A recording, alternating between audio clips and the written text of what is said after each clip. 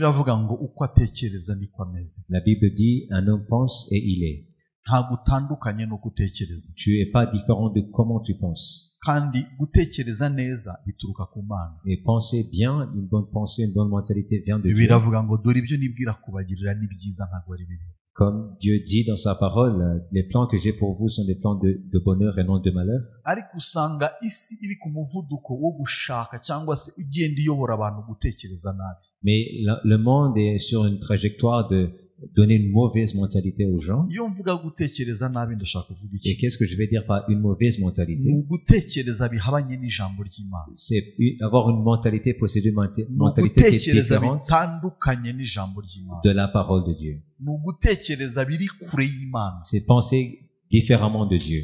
Iyo watekereje kwica uba wagiye kure y'Imana. Quand tu penses tuer, Iyo watekereje guhemuka uba wagiye kure y'Imana. Quand tu penses à trahir, tu es loin de Dieu. Iyo watekereje kwanga uba wagiye kure y'Imana. Et même quand tu penses à haïr, tu es aussi loin de Iyo Dieu. watekereje ishyari uba wagiye kure y'Imana. Et c'est de même avec la jalousie, Iyo watekereje urwango uba wagiye kure y'Imana. avec la haine. Iyo watekereje bibi uba ugiye kure y'Imana. Donc quand tu as une mauvaise mentalité, tu es loin de Dieu. Kandi ibyo ni ibikoresho umwanzi akoresha cyane mu buzima bwa benshi ariko ntibamenye ko actual umwanzi arimo arabangiza mu buzima bwabo. Et ceux-là sont des outils que l'ennemi utilise pour détruire les gens de Dieu. Nubwo hari ibyo ducamo bigoye ariko gutekereza kwacu ntikugomba kureka gutekereza nk'uko ijambo ry'Imana rivuga. Même si on passe par des turbulences, notre mentalité envers Dieu ne doit pas changer. Rero naje gusanga gutekereza neza n'urugendo cyangwa gutekereza nk'uko Imana ishaka cyangwa imitekerereze y'ubwami bw'Imana n'urugendo. Et donc j'ai réalisé que posséder une mentalité du royaume de Dieu, c'est une marche avec Dieu. Aho uba, aho wirirwa, ibyo ubamo bigutera gutekereza. Ton environnement, là où tu vis, donne une image à ton mentalité. Your atmosphere, your environment will make you, will create the way you think. Aho utuye, aho uba, ibyo ubamo bifite uruhare mu gutekereza. Where you grew up, they make you the way you think. Aho wakuriye bifite uruhare runini mu gutekereza. Who brought you up makes you think the way he wants or he thinks. Uwakureze yaguhaye gutekereza. Ariko nanone twatekereza nk'uko Imana ishaka kuko nibyo bikwiriye. Mais de même, on peut aussi posséder une mentalité que Dieu veut qu'on a. Iyo dutekereza nk'uko Imana ishaka birayorohera kudukoresha no kutwinjiza mu byishaka. Parce que quand on possède la mentalité du royaume de Dieu, on peut être utilisé facilement par Dieu. Kukivuga kugiye kukugirira neza ariko imitekerereze yawe ibona ibidashoboka n'uburyo bidashoboka n'uburyo bitazashoboka bivuna Imana kugira ngo igushyire mu murongo w'ibyishaka bitwara igihe n'umwanya kuko iyo utekereza nabi ari byo bitera kwizera cyangwa gushidikanya. Et donc, quand tu possèdes pas la mentalité que Dieu veut, même si Dieu veut te faire du bien, ça va lui prendre du temps parce que nos pensées déterminent notre foi. Pourquoi est-ce que vous venez dans le culte? Est-ce que c'est pour ne pas dire que j'ai été absent ou absente? Ou bien tu viens rencontrer tes amis? Ou bien c'est une religion pour toi de venir? La raison principale d'être assemblé ici, la première,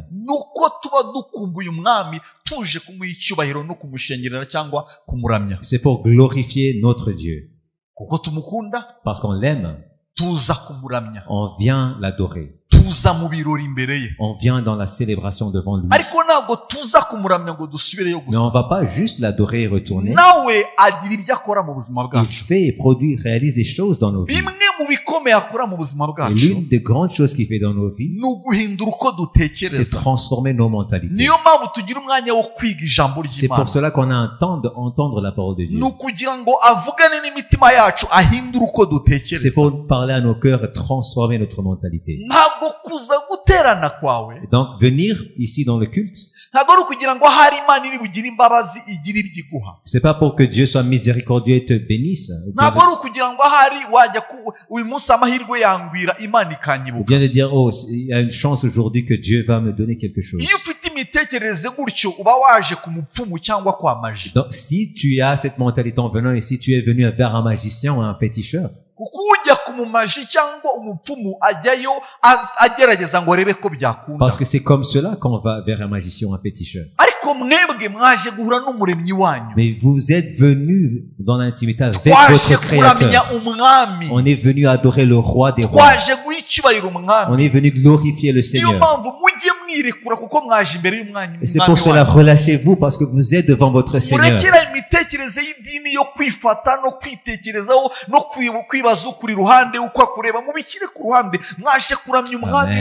Quittez votre mentalité de voir qui est à côté de moi, ce qui va se passer. C'est pas une religion. Relâchez-vous devant le Seigneur.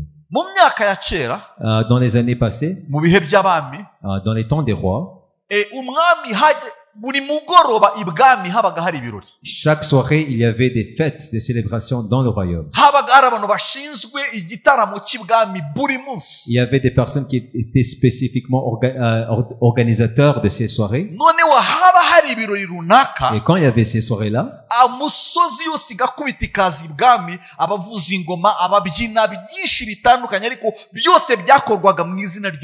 tout un peuple venait danser, jouer des tambours et tout était fait au nom du roi.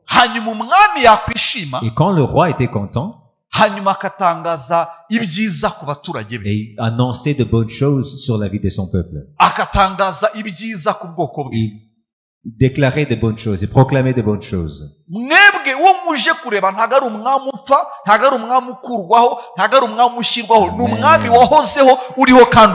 vous êtes venu voir non un roi qui meurt, mais un roi qui était, qui sera et qui sera à l'éternité. Dis à ton ami, je suis venu adorer le roi des rois. Je suis venu adorer le roi des rois. Alléluia. Et donc quand vous posséderez cette mentalité, venir dans le culte ne sera pas quelque chose de dur. Tu n'auras pas aucune difficulté à l'adorer. Et danser pour lui en le louant et en l'adorant, ce ne sera pas quelque chose de dur. Pourquoi est-ce qu'on le fait pour des gens? Toute nation qui accueille quelqu'un d'extraordinaire, il y a des personnes qui dansent les danses traditionnelles de ce pays à l'aéroport.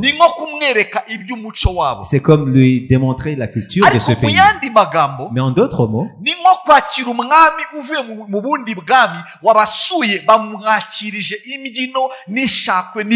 c'est comme recevoir, accueillir un autre roi d'un autre royaume.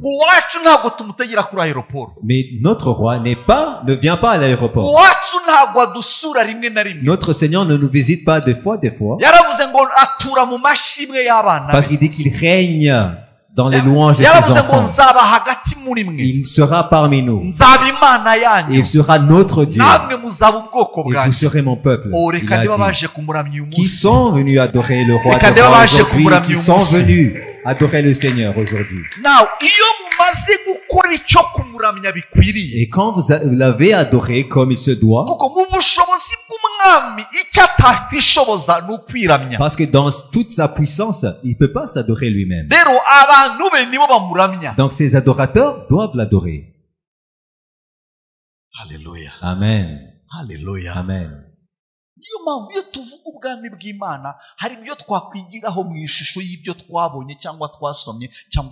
donc c'est pour cela qu'on parle du royaume de Dieu, on peut avoir une idée de ce qu'on a vu ou on a vécu avant. Ceux qui ont vécu ou bien existé en Ouganda dans les années à passer, parce que l'Ouganda a été colonisé par les Anglais.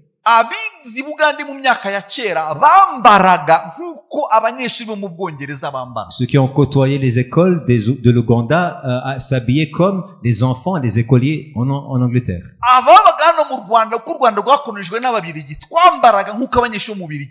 Et de même, ici au Rwanda, parce qu'on a été colonisé par la Belgique, on s'habillait comme les écoliers en Belgique.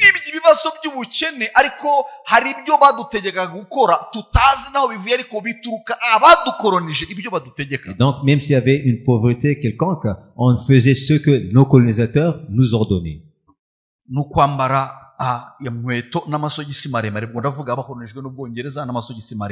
Et pour les Anglais, c'est des chaussures noires avec des chaussettes blanches. n'amakabutura n'amashati na cravate, avec des petites culottes et des chemises avec une cravate. yaba ari umukobwa akambara ijipo hanyuma n'ishati na cravate. Et si c'est une fille, c'est une petite jupe, une jupe et une chemise avec une cravate. Ubundi iyo myambaro uyirebye neza uyambaye bitewe ikimuteye kubyambara n'ukubera aho ari. Et cet uniforme-là, ça dépend de la météo ou bien du pays de la personne où il est. Parce que dans l'Angleterre, il y a l'hiver. Abana bajya kwishura bategeka kuzamura amasogisi akagera hano kugira ngo agabanye ubukonje n'amakabutura na style cravate yaje n'uburyo kugira ngo umuntu afunge mu ijosi imbeho ntimugereho ntimufate ariko ubundi ntago ari style ubundi byazanywe no kugira ngo yirinde ubukonje yambare cravate. Et donc les chaussettes blancs et la cravate c'est pour diminuer le froid qu'on ressent dans l'hiver. Donc c'est pas quelque chose qui est commode ici. Rimwe na rimwe akarenzaho akajire. Et parfois on met un gilet aussi au-dessus. Et même parfois un costume.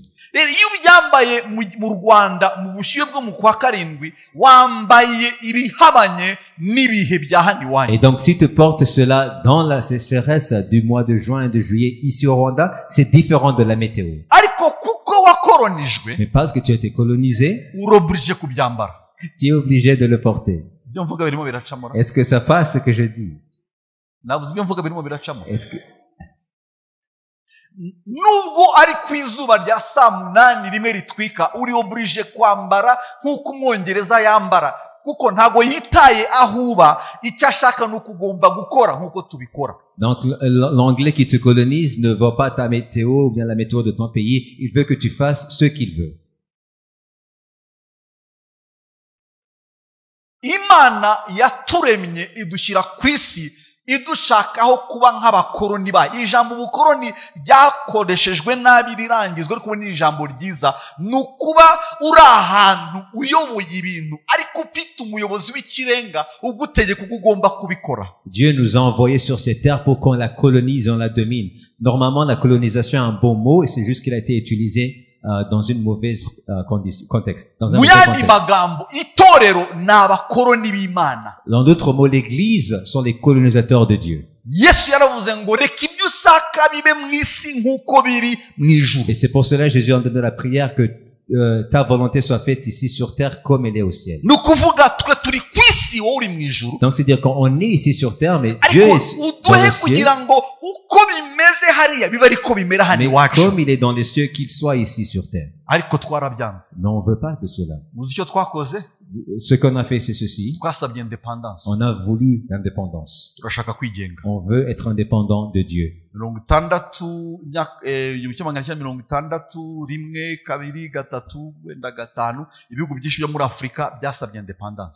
De 1960 à 1965, il y a beaucoup de pays africains qui ont demandé l'indépendance. Donc, de dire on se décolonise.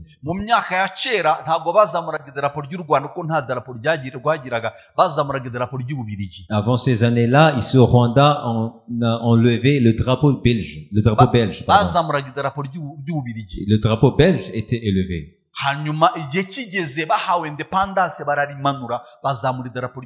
Et quand ils ont eu l'indépendance, ils ont descendu, faire descendre le drapeau belge, ils ont monté le drapeau rwandais. Et je prie que tu descendes jamais le drapeau du ciel dans ta vie.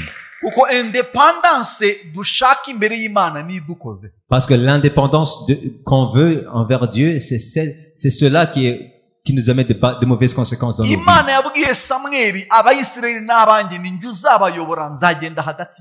Parce que Dieu a dit à Samuel, je suis le roi des Israélites et je vais les guider parmi eux. Et un jour, les Israélites ont dit à Samuel, non, on veut être dépendant de Dieu, on veut un roi comme les autres nations. Et Samuel, comme il savait, il a été attristé. Il est allé crier et pleurer devant Dieu. Et Dieu a dit non, ils n'ont pas renié toi, mais moi, et donc va faire ce qu'il te demande. Yesu Kristo aje, quand Jésus-Christ est revenu, yaje kongera kudusubiza mu bwami bw'Imana twatakaje, twari twaratakaje, turongera twipakura independence, dusubira kuba abakoroni b'Imana. Et donc il est venu nous remettre dans le royaume de Dieu et nous laisser de l'indépendance à la dépendance de Dieu. Kuba umukoroni w'Imana bishatse kuvuga iki? C'est quoi être un colonisateur de Dieu? Ukora ibyo ashatse, tu fais ce qu'il veut, urya ibyo ashatse, tu manges ce qu'il veut, uvuga ibyo ashatse, tu dis ce qu'il veut, ugenda uko ashatse, et tu marches comme il veut, utekereza uko ashatse, et tu penses comme il veut. Ndabaha ingero. Et je vais vous donner des exemples. Hano mu Rwanda twigaga muri systeme y'Ababiligi. Ici au Rwanda, on avait un système belge. Systeme y'Ababiligi twigiragamo hano mu Rwanda. Le système d'éducation était belge. Warangizaga segonderi wize amasomo agera kuri 20 na. Tu pouvais terminer en ayant étudié plus de 20 classes. Zimwe amutaze n'impamvu yayo. Et tu ne connaissais même pas les raisons de certaines classes. Amutaze n'impamvu yayo. Tu ne connaissais même pas certaines de ces classes. Ariko niko mubirigi biga. Mais c'était le système belge, donc on devrait. Système y'Ababiligi agupakira ibintu byinshi cyane hanyuma agateka ko imusubiza uko yabiguhaye. Et le système belge veut que te donne beaucoup de choses à apprendre et que tu les regurgites comme il t'est donné. Ntabwo umwanya munini wo gutekereza bon sens cyangwa se wo kwitekerereza rimwe n'imwe bagusaba ibyo baguhaye. Definition mumfashe ibindi exemple fonction definition n'ibindi mumfashe abo twiganye style caractéristique nukuvuga akenshi mu kinyarwanda cyumvikana bagusaba kubroka ibyo baguhaye ukabimusubiza uko yabiguhaye. Et donc c'est pas un système d'éducation qui promouvoit la pensée critique, c'est bloquer et ce que tu as appris tu régurgites après sur l'examen.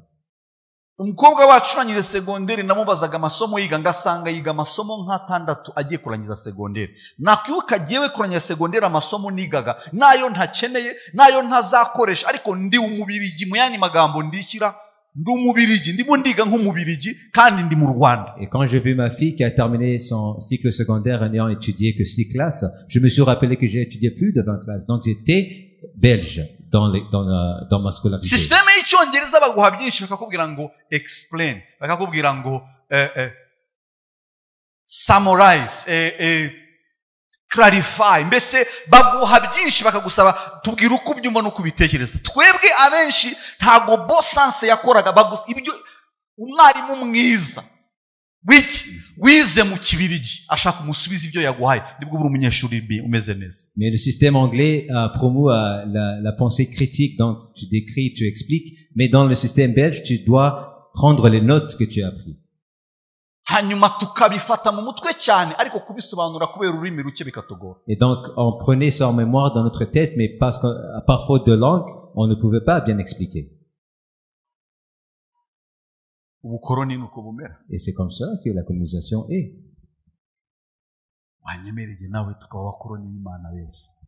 Pouvons-nous accepter d'être colonisés par Dieu? Parce que tu ne vas pas regretter.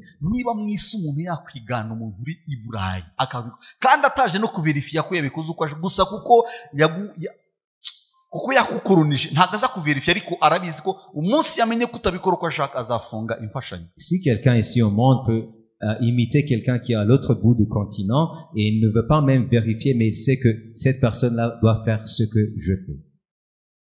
26 mu gice cya mbere cy'itangiro Imana iravuga iti tureme umuntu agira ishusho yacu ase natwe batware amafi yo mu nyanja n'inyoni n'ibisiga byo mu kirere n'amatungo n'isi yose n'igikuruka hasi cyose. Imana irema umuntu ngo agire ishusho yayo. Afite ishusho y'Imana niko yamuremye, umugabo n'umugore niko yabaremye. Imana ibaha umugisha. Imana irababwira ati mwororoke mugwire mwuzure isi mwimenyereze ibirimo mutware amafi yo mu nyanja n'inyoni n'ibisiga byo mu kirere n'ibintu byose bifite ubugingo byigenza ku isi. You don't need to read.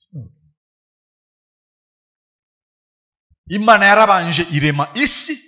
Dieu a déjà premièrement créé la terre.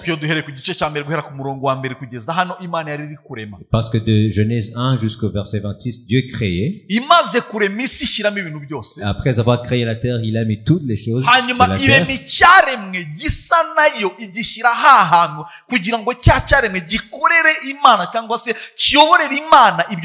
Et après, il a créé une créature qui est en son image pour qu'il domine sur cette terre, mais en servant de Dieu. Et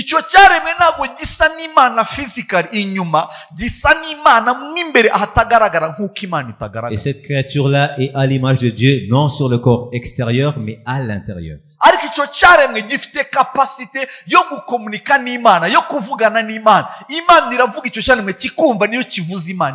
Et Dieu peut communiquer avec cette créature parce qu'il a donné la capacité de communication entre les deux.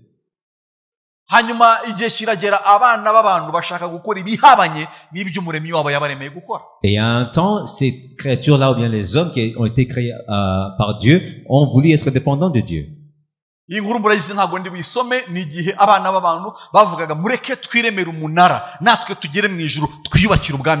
ici dans Genèse 11, on voit les hommes qui veulent être dépendants, qui disent on va bâtir une tour qui va aller juste au ciel. bagiye kubigeraho mureke tumanuke kugira ngo tubarogoye kuko nibakora ibyo bagambiriye baraba bagiye kwica imigambi yako. Imana imanurwa no gusenya iby'abana abantu bagiye kuba kuko yabonaga bagiye gukora ibihabanye n'ibyo yagambiriye. Et comme Dieu voyait qu'ils allaient faire à l'encontre de sa volonté, Dieu est descendu pour embrouiller leur plan pour que sa volonté soit faite. Yesu Kristo aje atangira kwigisha bya bindi Imana yaremeye umuntu imusobanurira muri abakoroni b'Imana muri ubwoko bw'Imana. Niyo mpamvu izabaha ibyo muzakenera byose, ariko isi yababwiye ko mugomba kubyishakira, mugomba kwishugurikira. Et quand Jésus-Christ est revenu, il nous a enseigné la volonté primaire de Dieu, d'être une colonie de Dieu, d'être colonisé par Dieu, parce qu'on aura tout ce dont on aura besoin, mais le monde nous dit l'opposé. Jésus enseignait ici, Matthieu 6, et qui disait vous ne devez pas vous plaindre de ce que vous allez manger et vous vêtir, parce que votre Père au ciel sait que vous avez besoin de ces choses. Et il a dit au verset 31, nuko nimukiganyire mugira ngo tuzarya iki, tuzanywa iki, cya tuzambara iki. Ne dites pas qu'est-ce qu'on va manger, qu'est-ce qu'on va se vêtir, qu'est-ce qu'on va boire. Ibyo byose n'abapagani ukuvuga abari hanze y'ubwami bwanjye nabo barabyifuza. Car toutes ces choses, ce sont les païens qui le recherchent. Kandi so mwijuru aziko mubikwiriye. Et votre Père céleste sait que vous en avez besoin. Now avuga none ikintu gikomeye cyane atigeze avuga cyane, akivuga yiruye, arababwira ahubwo dore icyo mukwiriye, mubanze mushaka ubwami bw'Imana no gukiranuka cyangwa no gusobanukirwa ubwami, nibwo ibindi byose muzabyongera. Il a dit quelque chose de très important. Il a dit recherchez le royaume de Dieu et sa justice, et toute chose vous sera ajoutée. Gushaka ubwami bw'Imana ni iki? Qu'est-ce que rechercher le royaume de Dieu? Gushaka ubwami bw'Imana ni ugushaka kumenya umwami kurushaho. Rechercher le royaume, c'est chercher à connaître le roi ou bien le Seigneur plus. Mu Kinyarwanda baravuga ngo utajya ibwami abeshywa byinshi. Okay. Yebarere ni utashobora kubisema. Utajya ibwami abeshywa byinshi. Celui qui ne va pas au royaume peut être menti de beaucoup de choses. Nabajije umusaza aravuga ariko uyu mugani uvuze iki? Et j'ai demandé à un vieux, il m'a dit l'explication de ce proverbe. Arambwira hari igihe ibwami batangazaga itegeko utarizi abandi bakamwigizaho nkana. Donc, au royaume, on donnait des décrets et des ordres. Et si tu étais pas au royaume, tu connaissais pas, en fait, cet ordre-là.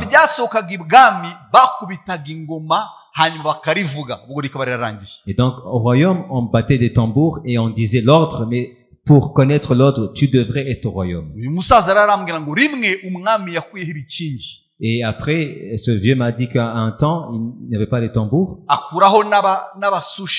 Et les sous-chefs. Donc, il a changé l'administration. yahinduye administration ye. Yahinduye ubutware. Uyu musaza kuko yari umunyabwenge abimenya vuba. Mais comme le vieux était sage, il a su le reconnaître. Aragenda atangira gukora ibikorwa arubaka bakayimaza ariko ibyo ukora kucyuri gukoresha ubutaka bw'ubwamagabwa yo ntabyo muzi ibikingi byavuyeho bakagira ngo arabeshya ariko yamenye itegeko ryasohotse abandi batarize. Il a commencé à bâtir et on lui demandait pourquoi est-ce que tu fais à l'encontre du roi, mais il a dit la loi a été changée, maintenant l'administration a été restructurée. Namwe rero. Et donc vous-même aussi. Iyo mutashatse umwami ntago mumenye ibyo umwami ari gutangaza. Si vous recherchez pas le Seigneur, vous allez pas connaître ce que le Seigneur dit et proclame. Voici l'image de beaucoup de chrétiens. Majorité de Plusieurs chrétiens sont comme cela. Ils viennent prier parce que c'est dimanche. Ou bien d'autres viennent parce que c'est un jour de culte. Mais c'est pas plusieurs qui viennent pour entendre ce que le Seigneur va parler avec leur cœur.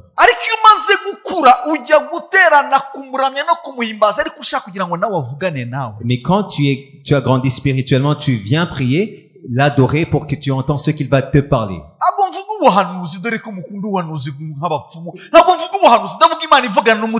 Et je parle pas de la prophétie comme vous aimez les prophéties comme les féticheurs, mais je parle Dieu parlant en ton cœur. Et Satan se demande comment est-ce qu'il parle, mais il parle à ce moment avec toi. Ce que je suis en train de vous dire, c'est qu'il l'a mis sur mon cœur.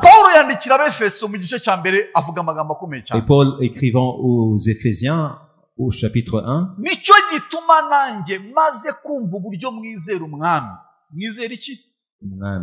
c'est pourquoi moi aussi j'ai entendu parler de votre foi au Seigneur. Mugakunda abera bose mbashimira Imana. It's okay. Mbashimira Imana urudaca nkabasabira uko nsenze. Umva Paulo icyo asengera abefeso kugira ngo Imana y'umwami wacu Yesu Kristo ariyo data wa twese w'icyubahiro ibaha umwuka w'ubwenge bwishurirwa bitume mwimenya. C'est kubera iki Paulo abasengera kugira ngo bagire ubwenge bwishurirwa no kumenya. Et pourquoi est-ce que Paul prie pour l'esprit de sagesse et de révélation et de la connaissance du Seigneur? Nuko Paulo arabizi waba uwo mu bwami ariko niba udafite ubwenge bw'ibyo umwami ashima gusobanukirwa ibyo umwami yavuze no kumenya ibyavuzwe uzakomeza kuvuga ngo ndi uwo mu bwami ariko utazi privilege zawe n'ibindi byose ufite uburenganzira. Parce que Paul savait si tu n'as pas la sagesse, la révélation et la connaissance du Seigneur, tu seras un paysan du royaume, mais tu connaîtrais pas la volonté du Seigneur. Umwuka w'ubwenge gwishurirwa no kumenya. La sagesse, la révélation et la connaissance du Seigneur. Pourquoi la sagesse? Ici sur terre, il y a la sagesse, mais c'est pas la vraie sagesse.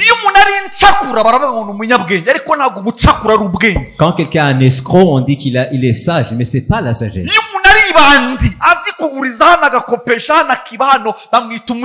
Quand quelqu'un un bandit ou bien un voyou, on dit qu'il est sage, mais c'est pas la sagesse. Mais la parole,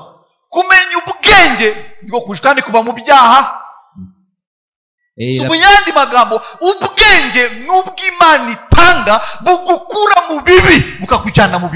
mais la sagesse, la vraie sagesse, c'est la sagesse de Dieu qui te ramène des ténèbres à la lumière.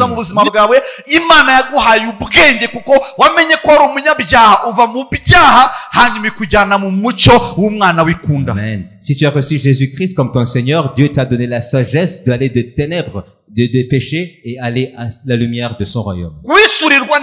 Et c'est quoi la révélation? La révélation des principes du royaume de Dieu.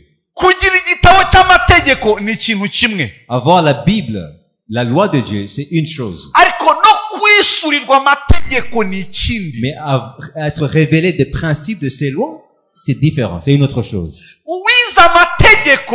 abasha kuburanira uwakoze icyaha akemeza ko atagikoze akamutsindishiriza kandi mu by'ukuri yaragikoze. Kubera iki? Azi amategeko, azi nuko yakoresha kugira ngo uwakoze icyaha mugire innocent. Ceux qui ont étudié le droit ou la loi peuvent innocenter quelqu'un qui est un criminel parce qu'ils connaissent cette loi.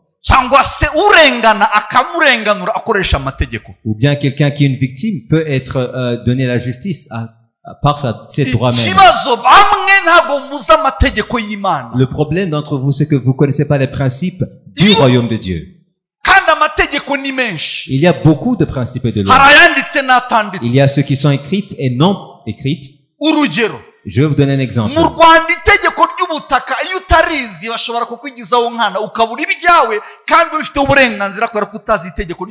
Au Rwanda, si tu ne connais pas la loi sur la propriété privée d'une parcelle, tu peux être une victime à cause d'ignorance.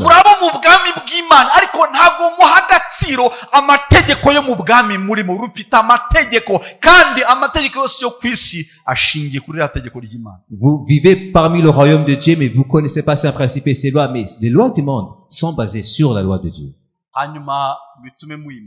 Et la connaissance.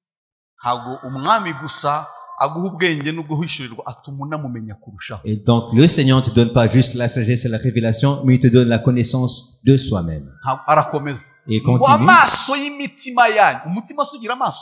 Est-ce que le cœur a des yeux? Et Paul sait que la vraie vision, c'est pas la vision physique. The eyes that look are common, but the eyes that see are rare. Amaso yihweza ni menshi ariko amaso areba ni make. Amaso areba arasanzwe, amaso yitegereza nayo adasanzwe. Les yeux qui peuvent voir sont plusieurs, mais les yeux qui peuvent connaître sont amaso yitegereza nameze gute? Les yeux qui voient, bien qu'ils sont illuminés, c'est des yeux qui peuvent voir une vision, bien qu'ils peuvent voir le futur. C'est voir ce que les autres ne voient pas. Je vous ai parlé de deux hommes qui sont allés en Inde quand l'Inde était toujours pauvre. Ils étaient des missionnaires en parlant de l'évangile. Ils ont passé tout un mois dans l'océan. Ils ont prêché l'évangile. Ils ont vu deux choses, mais deux différentes interprétations. Une seule chose, mais deux interprétations.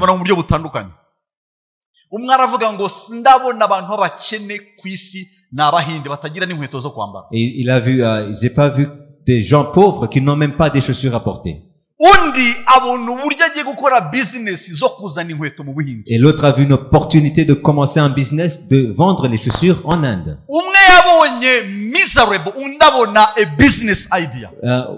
L'un a vu la misère des Indiens, l'autre a vu une opportunité du business. Un a vu des pauvres personnes, l'autre a vu des gens qui vont lui donner le business.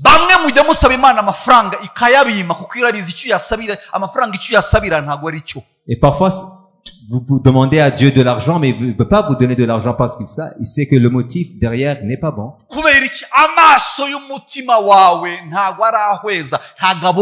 Parce que tes yeux, les yeux de ton cœur ne sont pas illuminés déjà.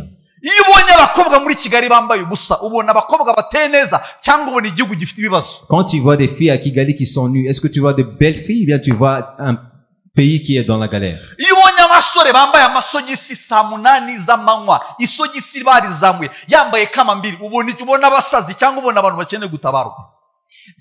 Quand tu vois des garçons qui portent des chaussettes longues et des chaussettes longues avec des babouches à 14 heures de l'après-midi, est-ce que tu vois des gens bien habillés ou bien un pays qui est dans la galère? Umuzungu cyangwa umusore wa hariya yabyibutse iwabo hakonje cyane, yambara amasogisi kugira ngo ubukonje budafata amano, ashyiramo amasandari, ajya kuri alimentation kugura icyo kurya. Wowe sembeba uri hano i Kigali mu bushyuhe buteye ubwoba, ukubisemo amasogisi maremare ugeze hamwe, ukubisemo sandari wiganye umuntu, ariko ntabwo you don't amaso yabara uri impumyi. Les gens qui portent les sandales et les chaussettes longues, c'est parce qu'ils se réveillent dans l'hiver et ils vont aller devoir pour chercher quelque chose, mais toi tu le fais dans la sécheresse, dans un soleil qui est vraiment levant, et tu portes la même chose, tu es en train d'imiter, mais tu sais pas la raison dont tu imites cette personne. Et tu vas bâtir une maison, et toiture. Oh, la toiture qui est un peu courbée. Gutya neza imanutse gutya. Vraiment tordue, courbée. Impamvu umuzungu yubaka gutya yashaka kugira ngo neje nizagirwa ku mabati ye izagihita imanuka. Et la raison pour laquelle les blancs font cela, c'est pour que la neige descende directement au sol. Iwanyu nta neje mugira. Mais ici, il n'y a pas de neige. Ariko gusa kuko umuzungu yabyubatse. Mais parce que tu vois les blancs le faire, nawe ugomba kugihanika kimeze gutya. tu vas le faire aussi. Kende guhindura imitekerereze yawe. Change tes mentalités. Mwameze mvuge. Oui. Iwabo bubaka amazu bagasigaza bazajya bashyira inkwi kugira ngo mu nzu hashyuhe. Yewe nkeneye gushyushya mu nzu ngo kagira Imana ahubwo ko nkeneye gusohoka kugira ngo hashyuhe. Alors quand ils bâtissent la maison, ils laissent une place pour la cheminée, mais toi tu laisses une place pour la cheminée. Est-ce que tu as besoin d'une cheminée ici au Rwanda? Ninde wakuriye mu nzu irimo cheminée? Qui ont grandi dans une maison avec une cheminée. Nakuze izo nzu zose ari itegeko ariko umuzungu yabikoze kuko iwabo harakonja akeneye gushyira mu kugira ngo ubushyuhe busohoke. Jewe iwacu harashyushye ahubwo nkeneye gusohoka kugira ngo mbone akayaga. Urumva ko amaso akeneye guhumuka. À un temps, il y avait un ordre que toute maison ici au Rwanda devrait avoir une cheminée. Mais non, j'ai pas besoin d'une cheminée. Au lieu, je dois aller dehors pour me rafraîchir. Yes. Abazungu bakunda abakobwa bato bameze gutya. Les blancs aiment les filles minces. Abanyarwanda bakunda abakobwa bameze gutya n'ibindi byose. Les Rwandais aiment les filles avec la taille 8, je vais dire ça. Imana irema abirabura yabashyize muri Afrika ibizi ko muri Afrika harashyuha. Et Dieu, en mettant les Africains dans l'Afrique, il savait que l'Afrique est chaude. Et donc il a donné une peau qui peut résister à la chaleur. Et il a donné aux blancs une peau qui peut résister à l'hiver.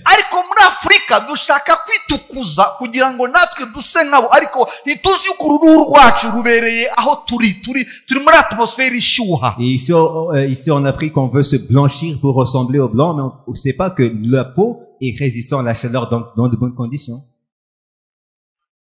Ariko warakoroze mukorogo warayikumbise uracyashaka nindi gusa kugira ngo use nabo ariko ntukamenye uri murakorerera urwo ruri gusiga ngo ruse nkabo Imana yaruremye rugomba kuresista ubushyuhe. Et tu mets des huiles éclaircissantes et blanchissantes, mais tu sais pas que tu es en train de faire une erreur parce que la peau que tu as résiste à la chaleur d'où tu es.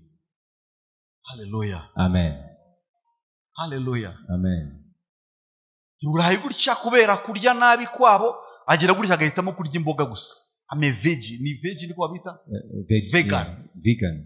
Ame vegan. Umwirabura hano wakuze arya ibishyimbo, ibitoki, umuceri, murabizi ibiryo byacu. Nawe gatagira ama vegan. Vegan zishandugu yangu. Hey. Voilà, en Europe, il y a différentes diétiques à cause de la sanité des aliments qui sont cuits là-bas. Et donc, il y a des végétariens et tout. Tu vois un Africain ici qui a pas de problème et qui dit, moi, je suis un végétarien. Ici, Dieu nous a créés avec des estomacs qui peuvent avaler tout qui est ici. Ibi amateke ibikoro mumbwire nibindi byose bijyamo kandi mwene data akajya kuri toilette akihagarika umuzungu abishyizemo yahita apfa se hashika direct.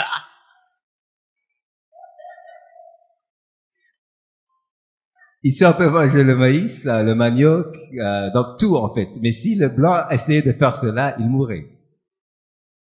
Imana sumuswa. Dieu n'est pas insensé. Mais nos yeux ne sont pas illuminés. Mais nos yeux ne sont pas illuminés.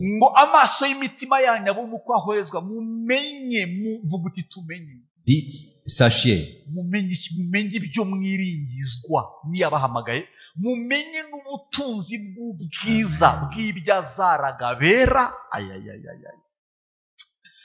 Kandi mumenye n'ubwinshi bw'imbaraga zayo butagira akagero iziha twebwe abizeye kuko imbaraga z'ubushobozi bwayo bukomeye ziri.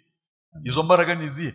Izo yakoreye muri Kristo ubwo yamuzuraga mu bapfuye ikamwicaza iburyo bwayo ahantu ho mu ijuru, imushyira hejuru y'ubutware bwose n'ubushobozi bwose n'imbaraga zose n'ubwami bwose n'izina ryose rivugwa uretse muri iki gihe gusa ahubwo n'ubuhe bizaza. Amen. Uwo wita umwami wawe, Celui que tu appelles ton Seigneur, nta wundi mwami uzigira ukomera nkawe. il n'y aura pas aucun qui sera comme lui. Nta wundi mwami uzakomera. This is the scripture. On voit dans ces Écritures, il n'y aura aucun Seigneur plus puissant que lui. Ngo izo yakora ubwo yamuzuraga mu bapfuye ikamwicaza iburyo bwayo no mu ijuru imushyira hejuru y'ubutware bwose. Il a déployé, il a mis au-dessus de toute domination, ubushobozi bwose, de toute autorité, imbaraga zose, de toute puissance n'ubwami bwose, et toute dignité.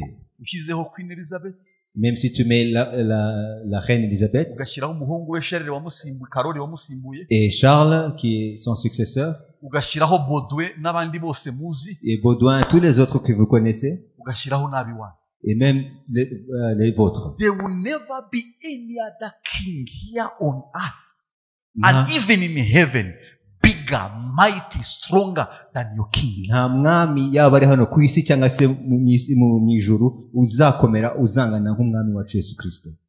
Hari umwana w'umukobwa yigeze gukora ibizami hano aratsinda ajya mu Bwongereza. Il y a une fille ici qui a fait des examens et a réussi à aller en Angleterre. Yari umunyabwenge cyane. Elle était vraiment sage, elle était intelligente. Hanyuma agezeyo bamuha amahirwe yo kuzabonana n'umwamikazi nko mu bantu bakoze ibintu by'indashyikirwa. Et comme elle était intelligente, elle a donné l'opportunité d'aller rencontrer la reine Elisabeth. Hanyuma final aragaruka. Elle est revenue. Hanyuma ndamubaza. Et je lui ai demandé. Nkura nawe turaganira. Et je l'ai rencontré, je lui ai demandé. Mbwira wagiye kwa Queen Elizabeth ati cyane. Je lui ai demandé, est-ce que tu as rencontré la reine Elisabeth? Elle a dit mwaricaranye muraganira. oui. Est-ce que vous avez causé? Elle a dit oui. Hanyuma ndamubaza mbwira ikindi kintu wungutse usibye kwicarana nawe mukaganira ukamubona ukicara ibwami sinzi icyo baguye cyo kunywa cyangwa icyo kurya ariko mbwira n'iki kirenze kuri icyo ngicyo. Et qu'est-ce que tu as bénéficié de plus que juste s'asseoir avec elle et de causer avec elle? Hambwira ngo urebye ngo cyakora mfite opportunité yo kuba nakwiga masters cyangwa se PhD mu bihugu byabo kuko niyo ugezeyo hari privilege bufite. Parce que je l'ai rencontré, j'ai un privilège, j'ai l'opportunité d'aller étudier le master et le PhD, le doctorat en Angleterre. Ndiwe numvishe kabiri. Et j'ai entendu deux choses. Nukuvuga niba Queen Elizabeth uriya mukecuru watashye ejo bundi. Et donc la Queen Elizabeth, la défunte, niba umugeze imbere hari opportunité agira, hari privilege agira. Si tu peux juste t'asseoir avec elle et tu as déjà des privilèges et des opportunités. Et moi je m'agenouille devant le Seigneur des Seigneurs. Soyez sage, réfléchissez. Moi et cette fille-là qui a rencontré la reine Elisabeth.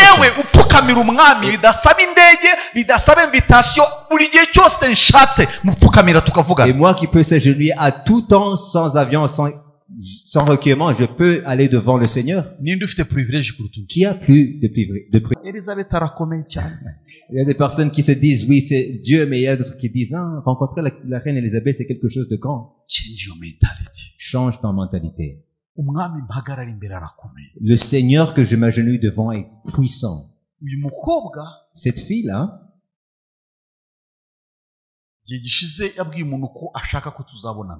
a dit qu'il y a une personne qui veut me rencontrer. Et il a une éducation grande. Mais il n'a pas un homme. Et donc il a besoin de moi. Parce que je suis un pasteur. Parce que je suis un homme de Dieu qui communique avec Dieu. Parce qu'il a besoin d'un homme. Et j'ai pas un stock d'hommes derrière moi pour lui donner un homme. Je vais lui dire, allez s'agenouiller devant le Seigneur. Que je m'agenouillais devant quand tu es parti. Et tu es parti et je suis resté en et je m'agenouille toujours pour lui. Et ce qu'il m'a déjà donné, et ne compare pas ce que Elisabeth peut te donner. Et ne m'entends pas mauvais, d'une mauvaise manière. Dieu peut nous faire rencontrer d'autres personnes qui peuvent nous donner ce dont on a besoin. Mais la plus grande faute, c'est de les faire les grandes personnes. Amen. Parce que ce que la personne te donne, c'est pas d'elle, mais c'est de Dieu. Si tu viens en priant ensemble et tu es guéri de quelconque maladie, pardon, ne me prends pas comme un homme extraordinaire. Je te donne ce que Dieu m'a donné. C'est pas de mien, c'est du Seigneur. C'est pour cela qu'il peut provenir à cela et même te donner beaucoup plus demain. Mais Élisabeth, c'est comme ce privilège à rencontrer de grandes personnes. Et c'est vrai, il y a des privilèges qui viennent avec cela. Mais ne compare jamais, ne différencie ce que peut faire et ce que le Seigneur peut faire.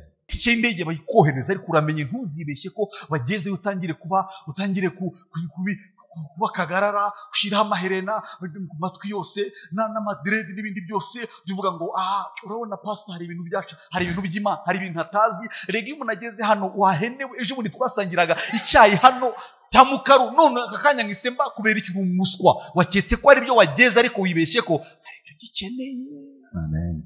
Tu auras une bourse de scolarité à 100%, on te donnera même l'avion, le ticket d'avion, mais si tu arrives là-bas, ne regrette ou bien n'oublie jamais que tu l'as reçu ici dans la maison du Seigneur. Donner naissance c'est quelque chose, c'est une. Donner naissance c'est une chose. Même si tu donnes naissance à King Faisal, ou bien dans une maison de féticheurs, c'est donner naissance. Mais éduquer, élever, pour qu'ils grandissent bien, ça c'est la main de Dieu. Alléluia. Amen. Aller à Dubaï et faire toute une marchandise, c'est une chose. Et de marchandiser cette marchandise de la Chine ici, c'est une autre chose. Mais pour vendre avec le bénéfice et profit dans la voie de Dieu, c'est une autre chose totale.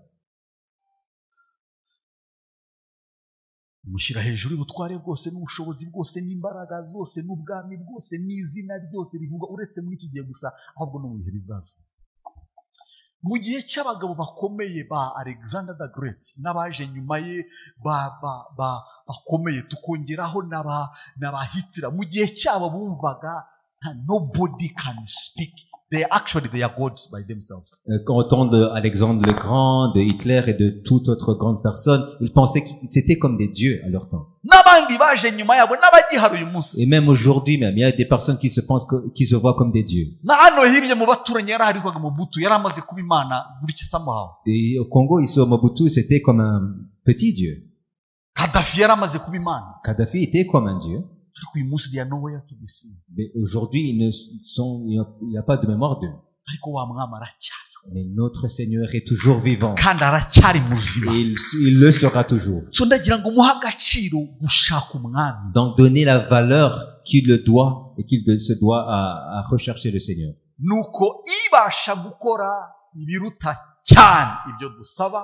ndetse n'ibyo twibwira byose kuko imbaraga zayo zigira gutera na uyu mwami ntago umuzi gusa nta no gusabana nawe gusa. Donc le Seigneur, tu le connais pas, tu n'as pas juste une intimité avec lui, mais il te donne sa puissance. ndavuze ngo guha n'imbaraga, je dis, il te donne sa puissance. ariko uzikubura umusoro udasambana, d'être un jeune garçon qui n'est pas dans l'adultère, qui n'est pas impudique, ou qui peut pas trahir sa femme, son épouse, ou bien son épouse qui peut pas trahir son époux. Si c'est pas par la puissance de Dieu, tu le feras pas, tu serais pas capable. Parce qu'il y a des personnes qui peuvent pas faire cela pas par leur propre force, mais par la force de Dieu qui est en eux. Tu sais être fidèle à Dieu, quand tu as le salaire, tu donnes une dîme à Dieu. Et quand l'année est finie, tu le donnes les prémices. Ça, c'est la puissance qu'il nous donne. La puissance de pardonner, est-ce que ça peut venir d'une source humaine? La force de patienter, d'être patient envers les autres.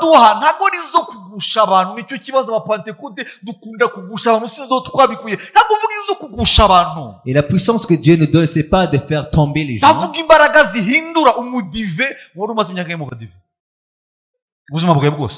Ubwo nushaka kuvuga imyaka ufite kubera umutekano wawe ariko reka tuguhe 27 basi 27 ari umudive isabato ne tushpa kubese yuzuye aje tuvuga amagambo aramwe ngo ubwo arimo aranyumvisha uburyo nanjye ndasenga ariko wavugaga nkumva hari umuriro uri murantemba uwo muriro ubitwa mu kinamashanyarazi ni biogaze ni mumfasha izo mbaraga nizihe.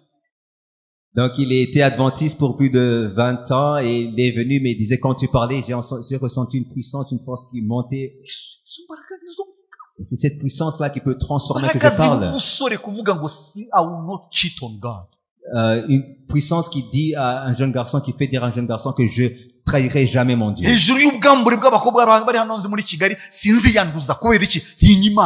Qui va dire que je serai jamais dans l'impudicité en voyant toutes les filles qui sont nues à Kigali.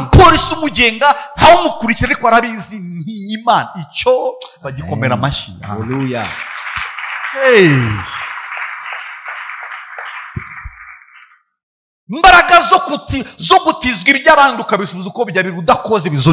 La puissance d'être donné et d'être fidèle avec la position des autres.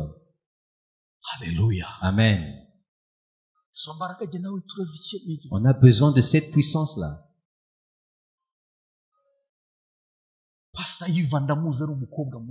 Je connais Pasteur Eva étant une petite fille. Une des grande prière que je priais pour elle, c'est qu'elle soit mariée. Parce qu'elle a grandi sans avoir un papa. Et elle avait peur de moi. Elle avait peur de moi.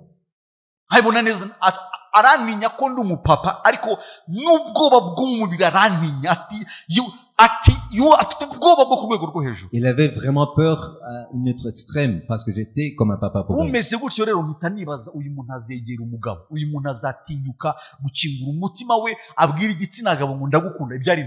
donc je me demandais est-ce qu'elle va être confortable ou bien ouvrir son cœur à un autre homme. Et son mari n'est pas venu de l'Amérique en ayant la tête rasée comme il a aujourd'hui. Il y a beaucoup de prières de KBC derrière la coiffure. Il est venu me dire mon cœur bat pour elle. Et c'est le principe ici. Quand un jeune garçon aime une fille, avant de le dire à la fille, il vient vers moi parce que je suis le papa. Quand tu vas seul, tu vas continuer à le faire toi-même. Et je vais te donner le mariage. Mais quand tu es mon enfant, tu viens vers moi et tu me dis mon cœur bat pour Thérèse. Qu'est-ce que je dois faire? Pourquoi est-ce que tu dois me le dire?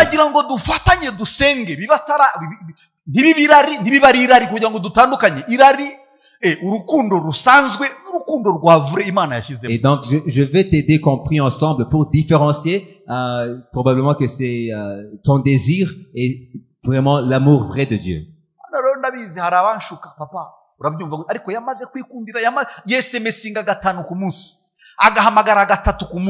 akawatsappinga karindwi ku munsi hanyuma papa urabibona gute ndabibona gute cyangwa wowe wamaze kugenda ugeze kure ninkugarura uzakunda.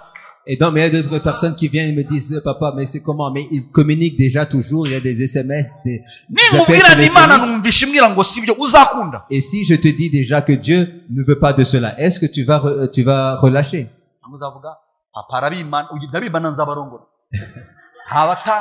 abakobwa bano papa arabafuira mbafuira ko ndashaka kuzabarongora ndashaka barongorwa ariko ntabwo nshaka amaranga mutima. irari n'ibindi ndashaka ugenda uzi icyo ugiyemo kandi duhamanye n'Imana ko Imana ibirimo, then you can go. Et donc il y a des personnes qui disent non, papa veut pas qu'on se marie, mais je veux pas les marier. Je veux qu'ils se marient, mais je veux que ce soit dans la volonté propre de Dieu. Mungu wanjye abambwiye kabiri gatatu bimwe namwe ni buretse gatoya bwa kabiri ariko ndumva bikirimo none reka tuzongere bwa gatatu n'ukuri papa noneho ndumva avuga okay sawa ndavuga reka mbaza Imana yanambwira mureke rwose hanyuma muhagoye ajya kureba Eva arabimubwira Eva arasimbuka aravuga itonde ariko ubwo Eva arimo aravugana n'ibikomere bimwe navuze pakiye gutyo wagira ngo ni ikamyo ya Actros ipakiye. Et donc, pasteur David m'avait approché une fois, deux fois, trois fois, et Dieu m'a dit non, laisse-le. Donc, il est venu approcher pasteur Eva. Pasteur Eva a dit, ah, non, stop. Mais il a dit cela des blessures de son cœur. Ibyo nabyo. Ibyo kuba umwanya. Bose kandi nanabikunda nawe ugiye kubaza. Ariko nari mfite assurance ko ibyo umwana yambwiye hamwe n'ibyo nabaje Imana yambwiye bareke. Ariko ntago nzajya kumuvugira. J'étais assuré parce que Dieu m'avait donné le feu vert avec ce que pasteur David m'avait dit. Hakagire n'ujya kuvuga vuga ngo papa yambwiye uzibeshye ntago nagutumye ni ugiye kumurongo ntago ari jewe. Et même si tu vas parler à la fille, tu vas la draguer, dis pas que papa m'a dit, c'est toi qui vas draguer, c'est toi qui vas la marier, c'est pas moi. Abandi bitwaza Bibiliya. D'autres vont avec la Bible. Bashaka guhisha ubwoba bwabo n'isoni zabo bakazisha muri Bibiliya. Ils sont en train de cacher leur peur. Ils vont draguer la fille. Que Jésus soit loué. Je dis que Jésus soit loué. Et la sœur dit, est-ce que c'est une conférence qu'on est ou bien? Elle dit, ouvre ta Bible. Dans Habakkuk. Et la sœur se demande, qu'est-ce qui se passe en fait? Et après? Qu'est-ce que le Esprit est en train de te dire? Ne drague pas avec la Bible ou l'Esprit, dis ce qui est sur ton cœur.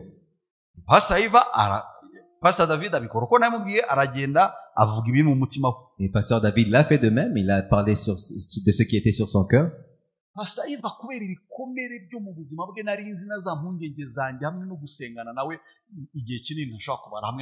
Et à cause de l'histoire et des blessures de pasteur Eva que je connaissais parce qu'on a prié ensemble pour un temps.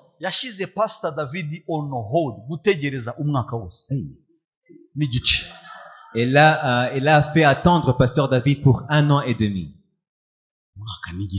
1 an et demi.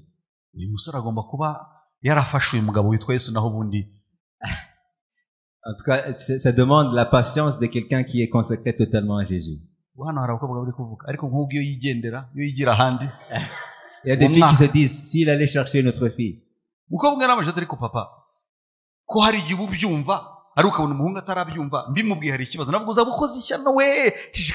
Il y a des filles qui disent à papa, mais voilà, je comprends, mais il ne comprend pas. Est-ce que je peux aller lui dire moi-même? Mais je dis, non, ne fais pas cette erreur.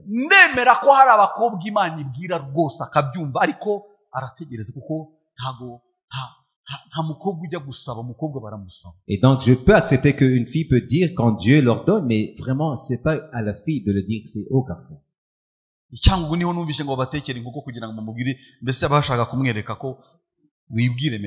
Et à Tchangougou, elle fait retirer tout un poulet pour lui dire Pasteur Eva avait beaucoup de blessures parce qu'elle a vécu dans une maison sans un père. Il était une enfant seule, solitaire. Et après avoir comment il est, j'ai dit à maman, on a un gros travail. On a marché ensemble pour 3 et 4 ans pour qu'elle soit guérie et rétablie. Et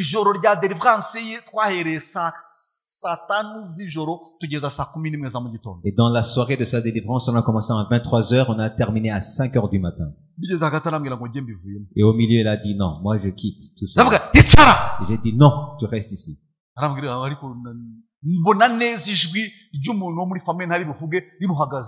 Et j'ai vu la voix d'un familier de chez elle que je ne vais pas parler, qui était en elle. Mais aujourd'hui, je peux lui battre. Je peux la gifler. Pourquoi? Parce que quand un enfant accepte que Dieu le brise, tu peux être transformé en tout ce que Dieu veut. Je la connais en travaillant pour 200 000 francs. Je ne vais pas parler de son salaire aujourd'hui, mais c'est... Pourquoi? Dans l'église où vous venez, c'est pour que Dieu vous brise. Et il ne vous brise pas parce qu'il vous hait. Il veut enlever ce qui a été mis en vous et par les autres personnes et par votre vie et par le monde. Et parfois même l'ennemi et le manque, tout manque dans ta vie.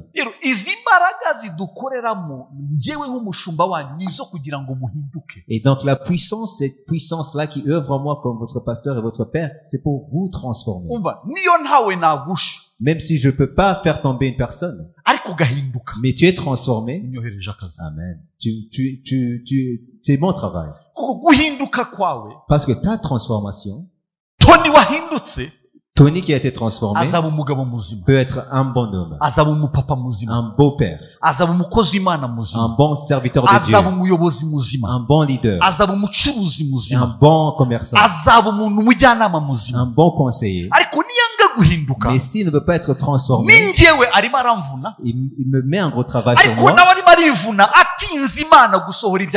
Mais il est aussi en train de faire tarder la volonté de Dieu sur sa vie.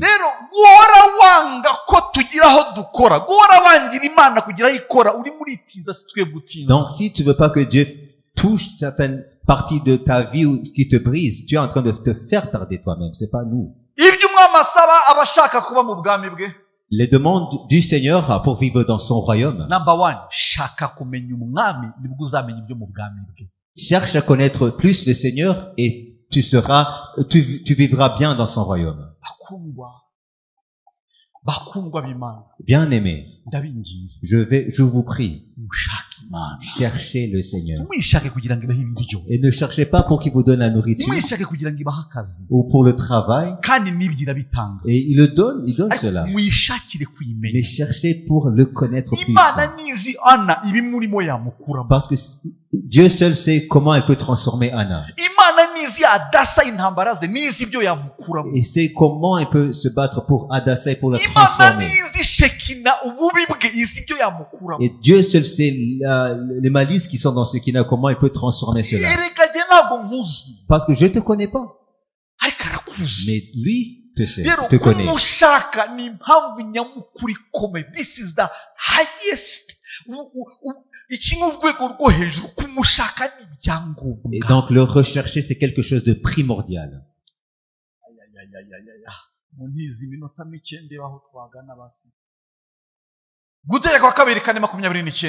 Deutéronome 89. C'est un roi qui s'appelle Asa.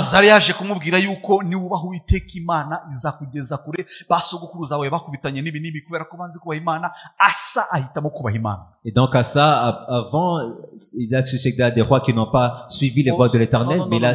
Non, sorry. Ah, c'est Moïse, ok. Ah, c'est Moïse qui parle aux Israélites. Et donc il donne la loi de Dieu avant qu'ils entrent à Canaan.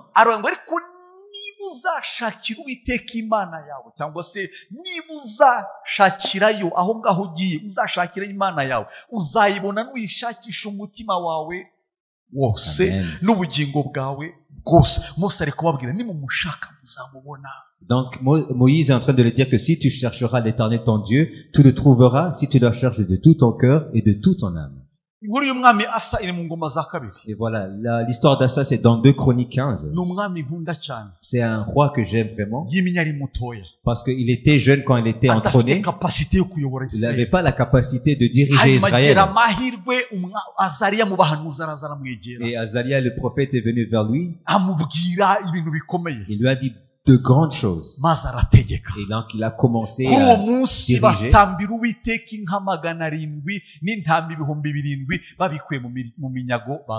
Ce jour-là, ils sacrifièrent à l'Éternel sur le butin qu'ils avaient amené 700 bœufs et 7000 brebis.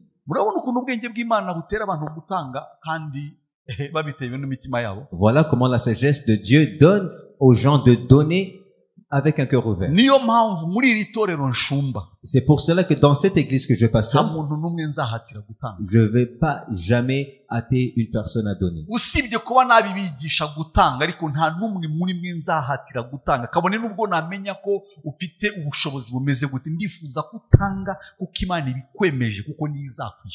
Donc je peux vous enseigner, mais je veux que tu donnes par conviction, par révélation de Dieu, parce que c'est lui qui va te rémunérer. Parce que quand je suis pasteur, mais j'ai été enseigné de comment donner. Et ce qui me fait aujourd'hui celui que je suis, c'est donner. J'ai donné ma voiture la fois passée, vous l'avez vu. Je suis dans vos voitures, je pars dans vos voitures aujourd'hui. Est-ce que vous pensez que je peux pas avoir une voiture pour aller? Avec des enfants qui ont des voitures. Je vais dans vos voitures.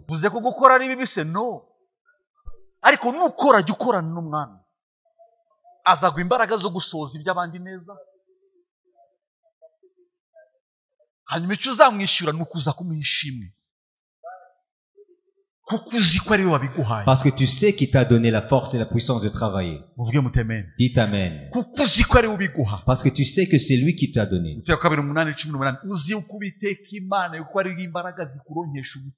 Amen. Parce que Deutéronome 8:18, c'est l'Éternel ton Dieu qui te donne la force de les acquérir. La force pour d'acquérir la richesse.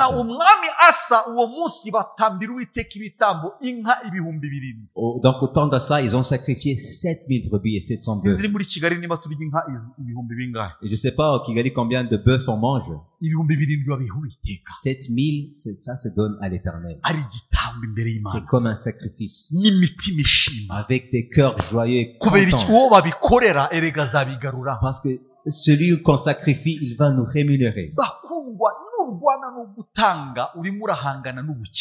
Si tu veux pas donner, tu invites la pauvreté dans ta vie. gutanga ntabwo Imana ikennye, nta nubwo tuyafata ngo tuyajugunye mu ijuru, niyo akoreshwa imirimo mureba ahangaha n'ibindi turota, ariko Imana ireba umutima. Kubera iki?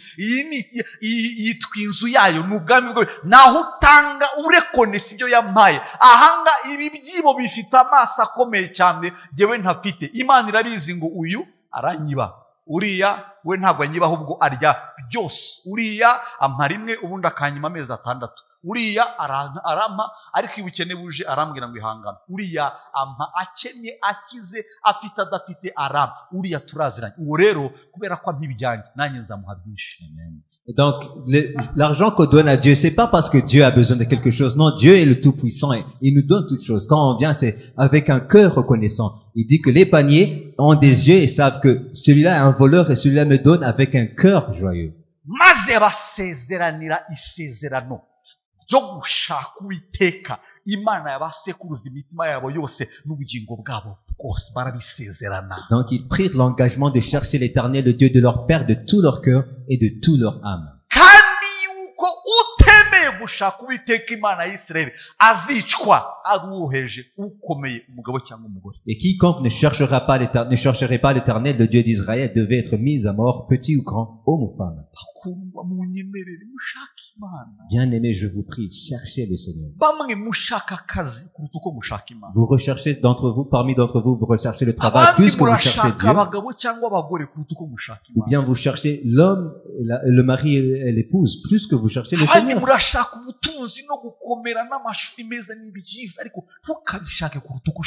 Et d'autres recherchent la scolarité et la richesse. C'est bien de rechercher ces choses, mais ne recherche pas plus que le Seigneur. Parce que ce que je viens de dire, ça te donne un, mais pas l'autre.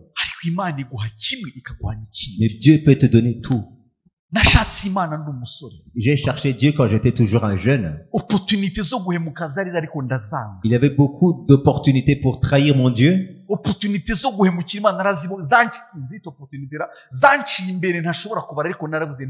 Il y avait beaucoup de moyens de trahir mon Dieu, mais j'ai dit non. Mais j'ai patienté. Et patienter, c'est pas facile parfois. Et parfois, c'est pas même bon, c'est amer. uyu munsi umbonye aho ntuye n'abana mfite n'aho biga n'ibyo ngendamo n'ibyo byose wakeka ko ndi igitangaza ariko jewe hagati yanjye n'Imana tubiziranyeho nzi aho bituruka. Mais si tu vois aujourd'hui ma vie, ma famille, ma maison et tout, tu penserais que je suis un homme grand, mais moi, entre moi et Dieu, je sais d'où ça provient.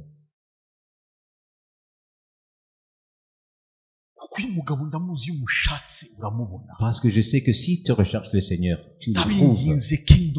Donc je vous prie, Kingdom Believers Church, cherchez l'Éternel. Priez avec lui, avec une alliance avec lui, de le chercher. Pourquoi chercher l'Éternel? Parce que c'est la première chose. C'est la chose la plus importante. Je ne sais pas c'est quoi l'étape prochaine. Je vous ai dit quand on va dans la destinée, on ne sait pas où aller. On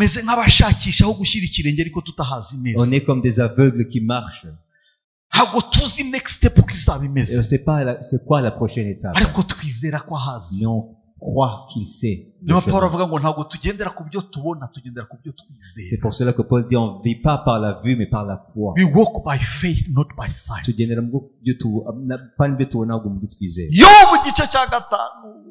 Job 5 verset 8. Pour moi, j'aurais recours à Dieu. Pour moi, j'aurais recours à Dieu. Pourquoi? Et c'est à Dieu que j'exposerai ma cause. Vous savez pourquoi? Il fait des choses grandes et insondables. Des merveilles sans nombre.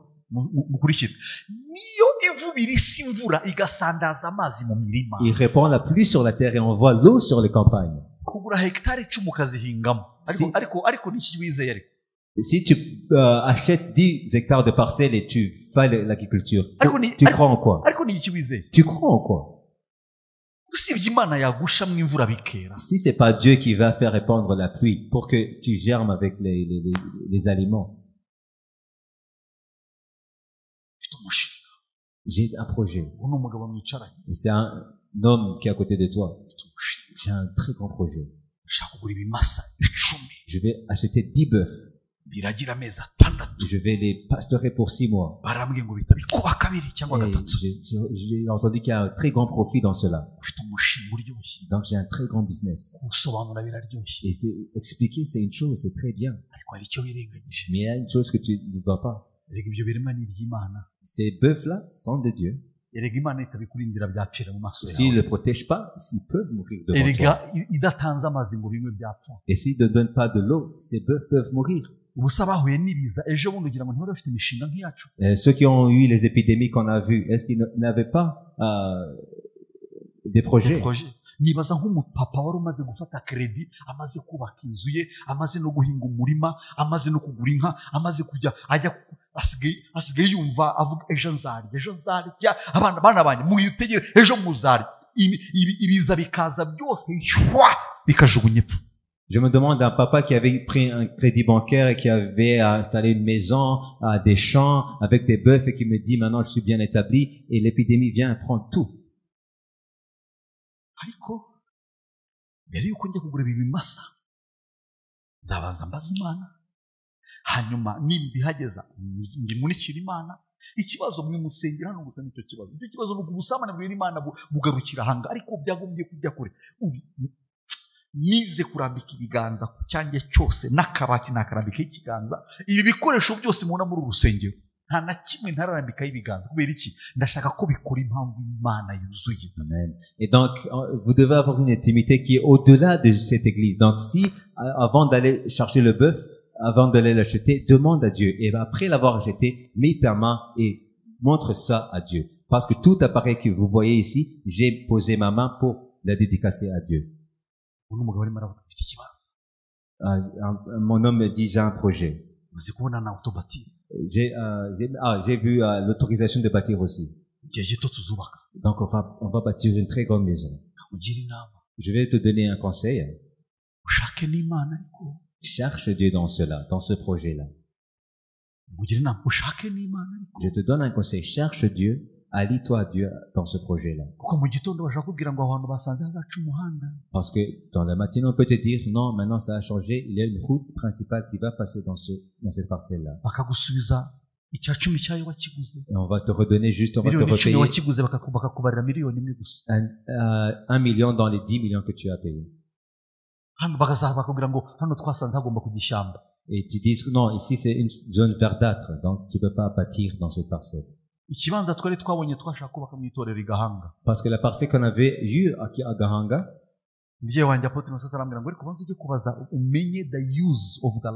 donc mon père m'avait dit, va demander à la mairie, c'est quoi la parcelle, donc l'utilisation de cette parcelle. Et j'allais demander, igice kinini actually nta nubwo ari icya kabiri ni icya gatatu cy'ubwo butaka bateganyije ko hazaba zone verte cyangwa se igice icyanya cya shamba amajardin n'ibindi. Donc on a vu que plus de la moitié de cette parcelle là c'était dédié pour une zone verte. Et donc j'ai demandé à la mairie de Kigali, ils m'ont dit oui, ils m'ont accordé. Et demandé si j'avais demandé après avoir payé. Et donc on serait en train de prier pour qu'on nous donne l'autorisation de bâtir, mais on pourrait avoir prié avant de payer.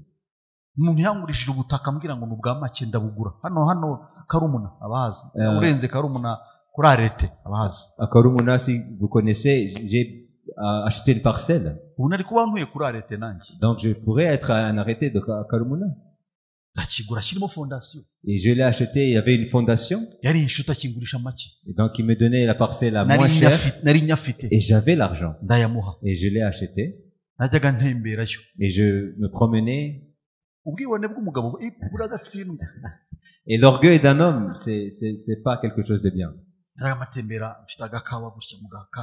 j'avais un café et je voyais la maison, je visualisais la maison que je vais bâtir. Et je me disais à mon cœur, ce qu'Alphonse n'a pas bâti, je vais le bâtir.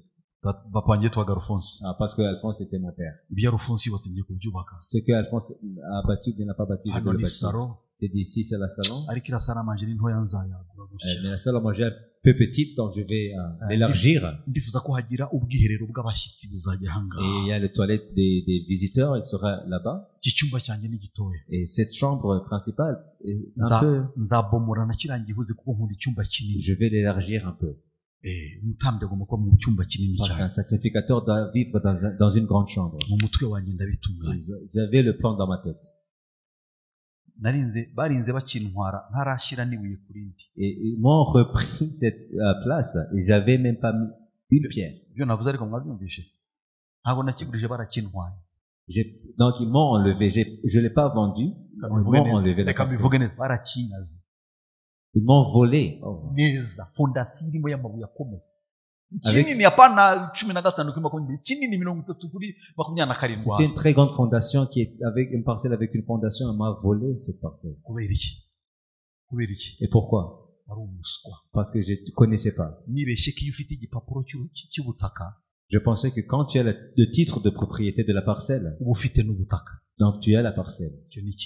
Ça c'est un mensonge. Avoir le titre c'est une chose. Et avoir une parcelle, et la parcelle c'est une autre. Le fétichisme, la sorcellerie des Rwandais m'a fait voler cette parcelle. Parce que j'ai sué pour même bâtir quelque chose. Oh,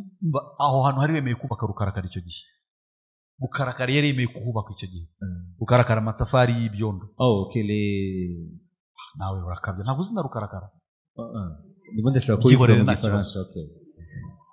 les briques qui ne sont pas cuites, merci Saint-Esprit. Les briques qui ne sont pas cuites, voilà. C'était les briques qui ne sont pas cuites qui devraient bâtir.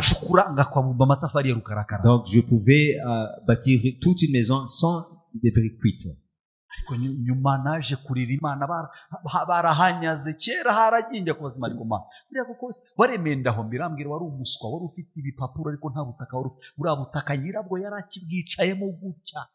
Et donc, quand j'ai pleuré à Dieu en me disant, pourquoi est-ce que tu as accepté que ça arrive? Dieu m'a dit, non, tu étais ignorant parce que tu avais le titre de propriété, mais la parcelle, le gérant de la parcelle était toujours là. Donc, c'est pour cela que quand aujourd'hui il vient sur ma propriété ou la propriété de mes enfants, on va avec une bouteille d'huile. Et on prie Dieu. Donc que l'huile soit un point de contact. Et donc on dédie la place à Dieu. Un homme m'a emmené à Gasogi.